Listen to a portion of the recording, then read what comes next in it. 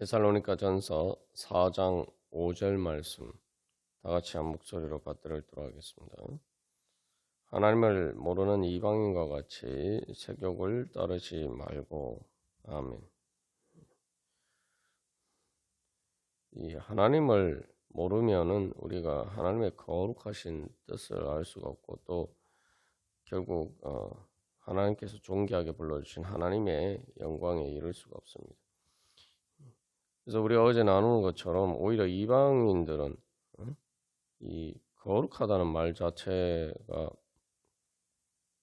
오히려 이 신전의 창기나 창녀들에 대해서 쓰인 말처럼 바로 이런 잘못된 욕망의 격정을 따르는 것을, 오히려 그것을 자기 영광으로 그렇게 할 수 있는 것을, 그런 욕망의 격정을 따라서 할 수 있는 것을 오히려 영광으로 생각합니다. 그래서 세상에 존귀한 사람들, 세상에 영광스러운 자리에 있는 사람들은 그런 것을 마음대로 할 수 있는 사람이다, 뭐 이렇게 생각하죠. 신적인 위치를 그렇게 생각한다.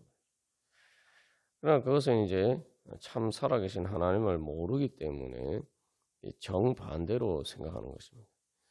사실 이제 이 하나님을 아느냐 하나님을 모르느냐와 관련해서 사실은 하나님을 몰라서 그런 자기들의 욕망을 투사해서 이제 우상을 만들어내는 그런 문제가 있죠. 그래서 이 신이라는 것이 정말 참 살아계신 하나님이 아니라 오히려 자기들의 육신을 내 욕망의 격정을 따르는 것을 이제 신화해서, 그래서 자기들의 욕망의 격정을 정당화하고 합리화하는데 한단 말이죠. 특별히 그래서 이 신들의 모습은 바로 세상의 권력과 권세를 가지고 잘못된 욕망의 격정을 자기 마음대로 행사할 수 있는 사람, 그런 능력을 가진 사람은 이제 그런 존재를 어떤 신적인 존재로 이제 상정하는 거죠. 여기에서 이제 결국 하나님을 모른다고 하지만 이 하나님을 모르는 그 무지의 이면에는 바로 하나님을 무시하고 하나님을 멸시하는 그러한 문제들이 있습니다.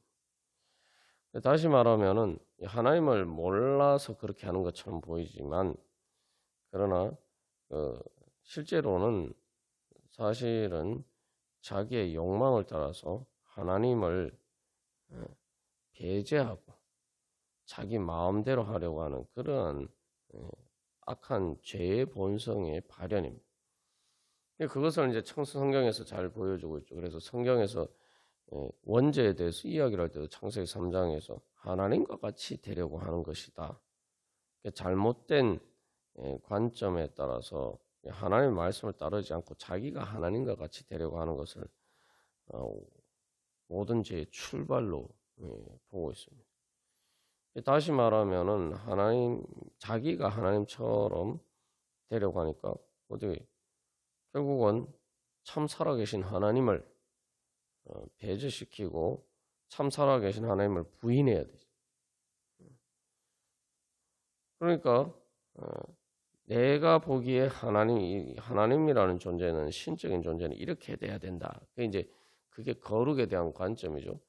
그것은 이제 선악과의 관점에 따라서 이제 그렇게 주장하는 거죠. 그러면은 그것과 반대되는 하나님의 말씀은 오히려 부인하고 버려야 되는 거죠. 그러니까 여기서는 하나님에 대한 반역, 하나님의 지배에 대해서 반역하는 그러한 죄의 본성이 있습니다. 그래서 하나님의 말씀에 따른 하나님의 말씀의 주권을 부인하고 결국 하나님의 그 주권에 반역하는 것이죠. 그래서 우리가 예수님을 믿을 때에 예수님을 주님으로 고백하는 것은 그래서 그 죄와 정반대로 행하는 것입니다. 예수님을 통해서 말씀이신 예수님을 통해서 나타난 그 하나님을 인정하고 원죄에서는 하나님을 부인하고 하나님의 말씀과 반대되는 것을 거룩한 것으로 이렇게 하나님과 같이 되는 것으로 이해했는데 이제는 하나님의 말씀을 순종하고 하나님의 말씀을 받아들이면서 그 하나님의 말씀의 주권에 따르기를 고백하는 것이 예수님을 주님으로 고백하는 거죠.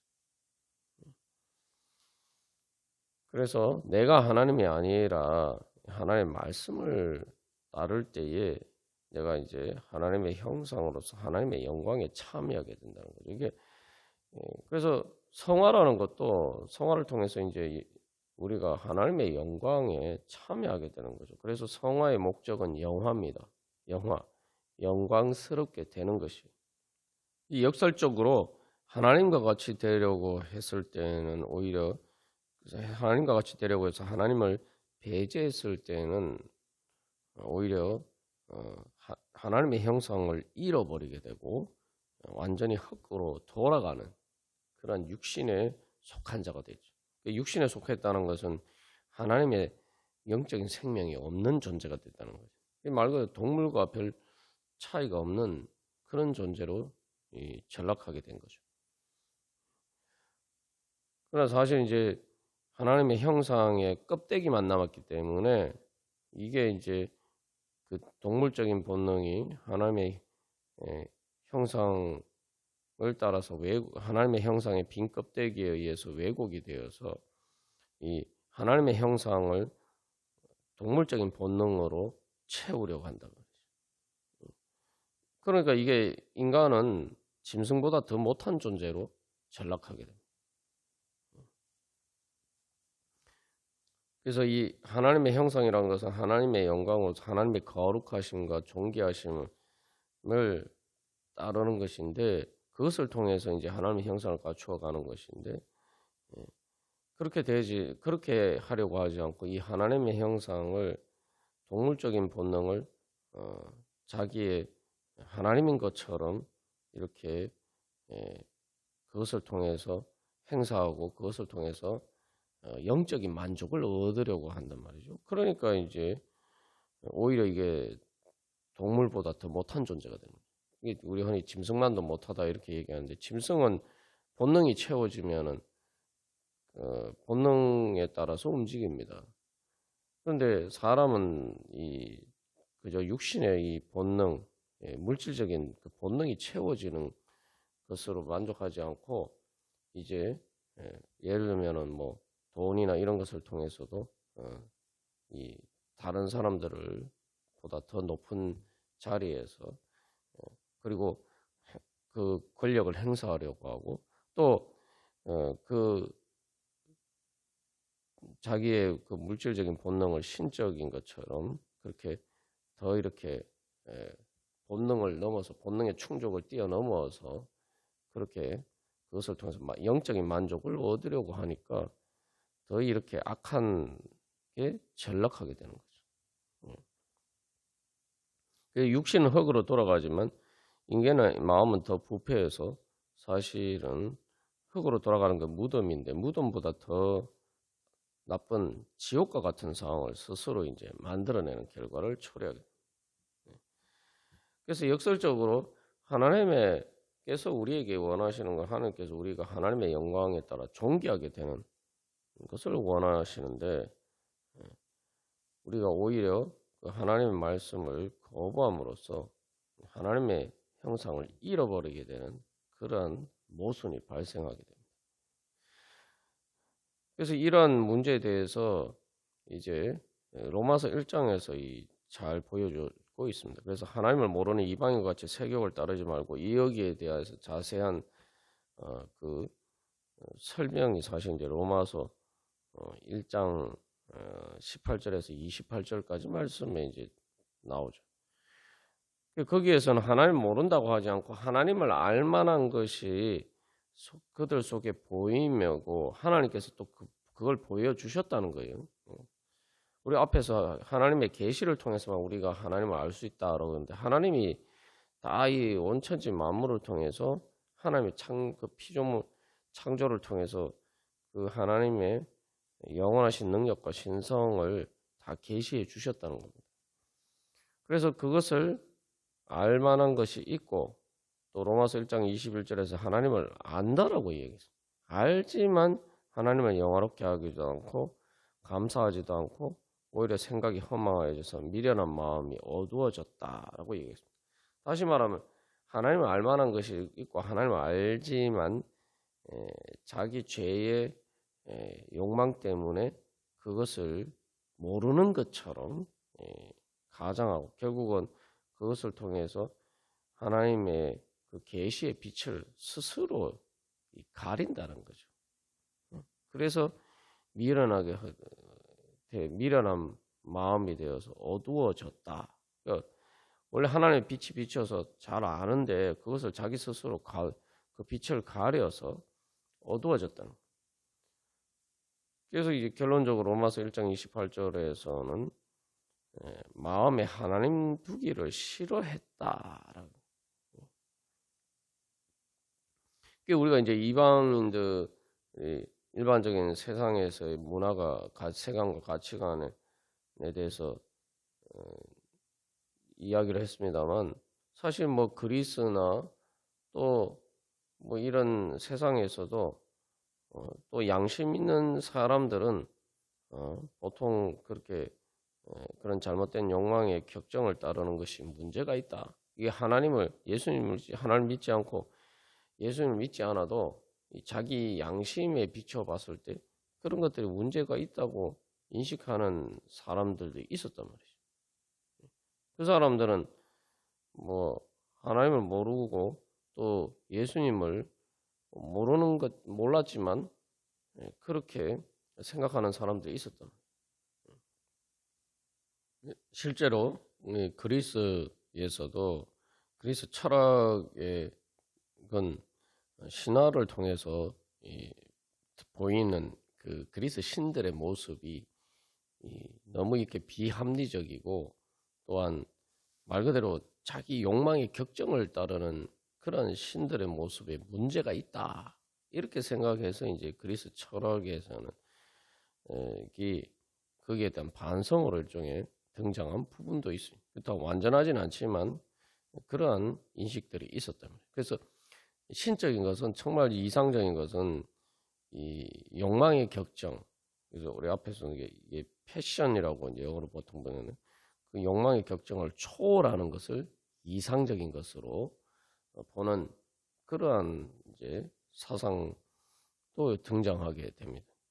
그리고 뭐 그렇게 뭐 철학까지 아니다 하더라도 또 세속 사회에서도 이러한 이 성적인 문제에 대해서 말 그대로 전혀 통제가 없이 그런 방종이 너무 지나칠 때에는 그거 자체가 이제 사회를 위협하는 문제가 된다.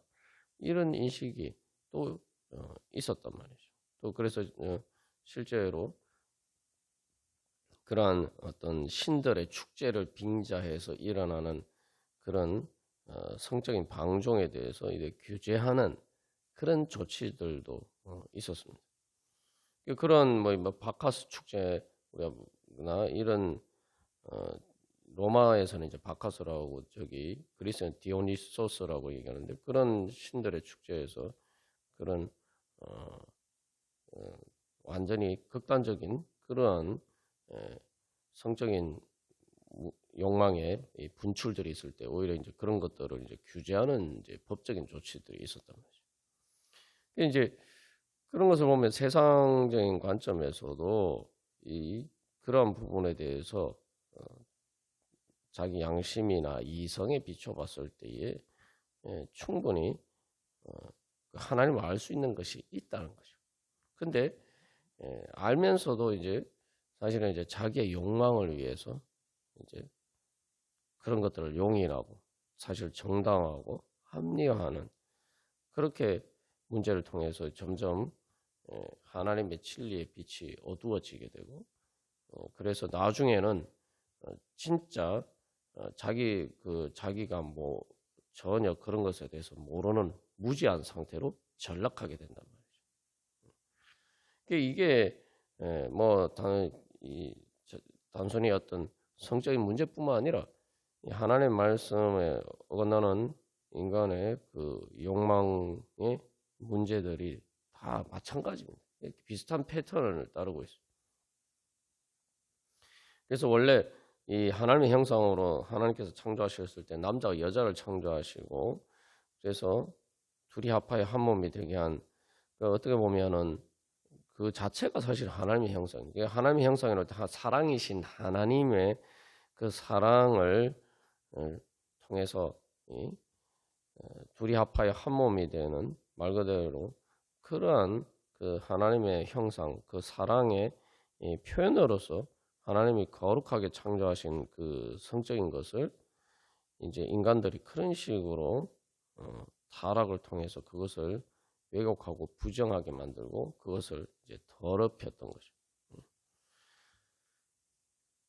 그래서 이런 문제뿐만 성적인 문제뿐만 아니라 이게 성적인 문제가 그래서 하나님의 형상과 관련된 그 사랑의 본질과 관련된 가장 근본적인 문제이기 때문에 또 인간의 죄의 문제도 항상 여기에서부터 많은 것들이 이제 관련돼서 일어나죠. 근데 이거 여기에서부터 출발해서 단순히 성적인 문제뿐만 아니라 우리가 뭐 물질, 돈에 대한 탐욕이나 뭐 이런 모든 문제들도 그 죄에 대한 죄의 패턴이 이제 비슷합니다. 하나님을 대한 양심과 이성에 비춰봐서도 뭐 꼭 예수님을 몰라도 그걸 알 수가 있지만 하나님이 그런 계시를 통해서 그걸 이제 자연 계시라고 하죠. 그걸 통해서 충분히 알 수 있음에도 불구하고 그런 것들을 자기 욕망과 어긋날 때 그 욕망의 격정과 그것들이 이게 충돌하게 될 때에 그 죄의 욕망을 따라서 그것을 죄의 욕망을 따르는 것을 이제 정당하고 합리화하면서 결국은 완전한 무지의 상태에 빠지게 됩니다. 그 완전한 무지의 상태라는 게 결국 자기 스스로를 세뇌시키는 거예요. 그게 자기 스스로를 세뇌시킨다고 하지만 사실은 사탄의 거짓된 죄와 사망의 권세에 의해서 세뇌당하는 거죠. 그래서 여기서 사도 바울이 단호하게 그래서 그것을 하나님을 모르는 이방이다라고 이야기하는 거죠. 그래서 하나님과 같이 되어야지 하나님 나라의 백성이 되는 건데 이방인이 되어서 오히려 소외되는 그런 결과를 초래한단 말이죠. 그래서 죄를 지을 때는 하나님과 같이 되려고 죄를 지었는데 오히려 반대로 하나님에게서 소외당한단 말이죠. 세상에 그러한 세상에서 소외당하지 않고 그래서 그 세상 영광을 추구하면서 그렇게 죄의 욕망을 따랐는데 결국 오히려 반대로 그것들이 자기 스스로를 비천하게 만들고 천하게 만드는 그리고 자기 자신을 오히려 동물보다 더 못한 존재로 전락시키는 그러한 어리석은 자리에 이르게 되는 거죠. 그래서 우리가 여기서 결국 하나님을 모르는 것과 반대로 하나님을 아는 것은 결국은 우리가 쉽게 이제 알 수가 있죠. 그래서 하나님을 아는 것은 결국은 세욕을 따르지 않고 잘못된 욕망의 격정을 따르지 않고 하나님을 향한 거룩한 열망으로 행하는 것이고 그 다른 말로 하면 하나님을 사랑하는 거죠. 하나님을 사랑하니까 하나님의 거룩하신 뜻, 하나님의 말씀을 사랑하고 하나님의 그 말씀을 따라서 거룩하게 행하는 것을 또 거룩하게 살아가는 것을 그것을 사랑하고 그것이 내 열망과 갈망이 되면 우리가 그것을 통해서 또 하나님의 은혜와 사랑과 영광을 경험하게 됩니다. 그러면서 이제 점점 더 이제 반대로 우리는 하나님을 알아가게 되는 거죠. 그러니까 하나님을 알면 알수록 더 하나님의 영광을 깨달아 알게 되고 하나님을 더 사랑하게 되고 그렇게 되면은 또 더 내가 하나님을 알아가게 되고 그러니까 이런 이제 선순환의 이제 구조로 들어가게 됩니다. 우리가 그래서 이 하나님을 알면은 말 그대로 우리의 몸이 하나님의 성령의 전이고 성령의 전이면은 하나님의 성전으로서 우리가 어떻게 하나님의 말씀을 따라서 하나님께 영광을 돌리고 하나님께 영광 돌려드리면 뭡니까? 그게 우리가 존귀하게 되는 거죠. 하나님께 영광이 되려면은 정말 말 그대로 하나님께 영광 돌린다는 건 하나님께 귀하게 드리는 거 아니에요. 하나님 보시기에 귀하게 되면 말 그대로 하나님께서 기뻐 받으신 그러한 거룩한 그렇게 거룩하게 되면은 그게 뭡니까? 그게 바로 존귀한 거죠. 하나님께서 보시기에 귀한 그러한 존재. 그래서 우리가 하나님께 영광 돌려드리게 되면 우리가 하나님의 영광으로 영광스럽고 존귀하게 됩니다. 이제 그렇게 우리를 불러주신 하나님의 그러한 사랑과 은혜를 알고 이제 우리가 이 하나님을 사랑하는 거룩을 향한 그런 갈망 가운데 우리가 그런 갈망을 가지고 주님의 말씀의 진리의 빛 가운데 나가고 그래서 이제 반대로 주님 저를 깨우쳐 주시옵소서. 우리가 적극적으로 하나님의 진리의 빛을 가리는 내 마음의 그런 장애물들을 주여 제거하여 주시옵소서. 하나님의 빛을 더 환하게 비춰 주셔서 하나님께서 보여주시는 것을 깨달아 알 수 있게 하여 주시옵소서. 하나님을 알아가게 하여 주시고 하나님을 더 사랑하게 하여 주시옵소서. 우리가 그런 갈망을 가지고 주님 앞에 또 기도하면서 나가면 주님께서 이미 우리에게 계시의 빛을 환하게 비추어 주셨습니다. 성령님을 통해서 또 우리 안에 있는 장애물들을 제거해 주실 겁니다. 우리가 그렇게 주님 이것을 제거해 주시옵소서 라고 기도하면서 나가는 거죠. 하나님의 진리의 빛을 사모하면서 나가는 거예요. 그러면은 내가 문을 열려고 하는데 제대로 이렇게 문이 잘 안 열릴 때 성령님께서 우리를 도와주시는 거예요. 내가 기도하면서 주님 말씀 보면서 주님의 거룩하심을 사모하면서 그래서 그 성화를 통해서 영광스럽게 되는 것을 사모하면서 주님 앞에 나아가면은 이제 성령님께서 우리를 도와주셔서 또 우리가 그렇게 하나님의 은혜, 영광의 진리의 빛 가운데 나아가서 거룩하게 변화될 수 있도록 우리를 가운데서 역사하실 줄 믿습니다. 그런 은혜 소망하면서 우리 다 같이 기도드리시겠습니다.